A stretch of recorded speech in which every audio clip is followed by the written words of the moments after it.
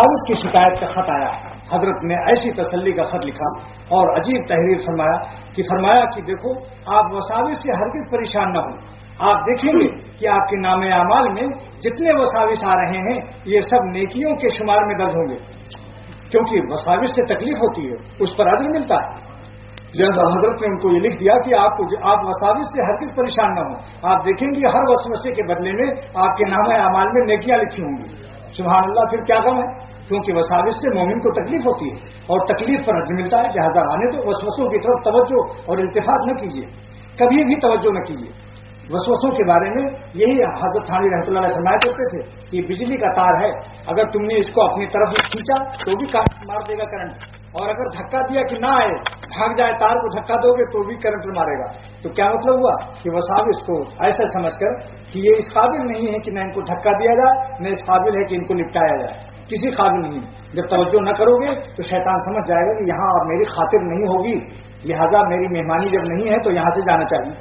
اور اگر آپ نے جواب دینا شروع کر دیا تو شیطان ہنستا ہے، کہتا ہے مولانا کو لگا لیا اپنے کام میں، اب دیکھیں سب وظیفہ اور تسبیح چھوڑ کر مجھے جواب دے رہے ہیں. کہتا ہے اب یہاں تو اچھی مہمانی ہے، بس ان کا وقت ضائع کرو.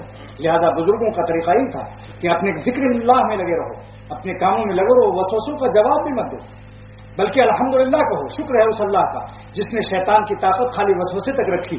حضور نے فرمایا صلی اللہ علیہ وسلم نے الحمدللہ الذی رد امرہ الی الوسوسہ، شکر ہے اس اللہ کا جس نے شیطان کو طاقت خالی وسوسہ ڈالنے کی دی.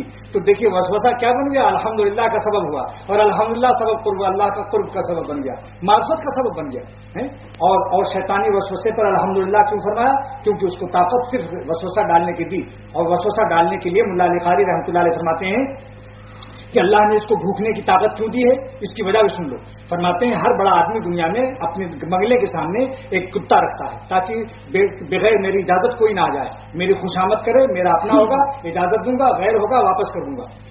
لہذا اللہ تعالیٰ بھی سب سے بڑے ہیں، انہوں نے بھی اپنے گیٹ کے سامنے، بنگلے کے دربار کے سامنے کتا کو اپنا رکھا ہے، اس کا نام شیطان ہے. گیٹ آؤٹ کیا ہوا، مردود کیا ہوا باہر کھڑا رہتا ہے. لہذا جب کوئی دربار میں جانا چاہتا ہے، اللہ کی عبادت میں مشغول ہوتا ہے، یہ وسوسہ ڈال کے بھوکنے لگتا ہے، وسوسہ ڈالتا ہے. لہذا اس وقت میں اگر جیسے دنیا میں بنگلے والوں سے جب آپ کہتے ہیں ارے صاحب میں آنا چاہتا ہوں اپنے کتے کو خاموش کر دیجئے، بنگلے والا کہتا ہے تو کتا خاموش ہوتا ہے، اور خود بھونک بھونک کیجیے، پتھر ماریے تو اور بھونکتا ہے. لہذا اللہ تعالیٰ نے، ملا علی قاری فرماتے ہیں اللہ تعالیٰ نے طریقہ سکھا دیا کہ دیکھو شیطان سے مت الجھنا، یہ میرا کتا ہے، جب تک میں اس کو خاموش نہیں کروں گا، اس ڈاک کو، اس کتے کو، اس وقت تک یہ خاموش نہیں ہوگا.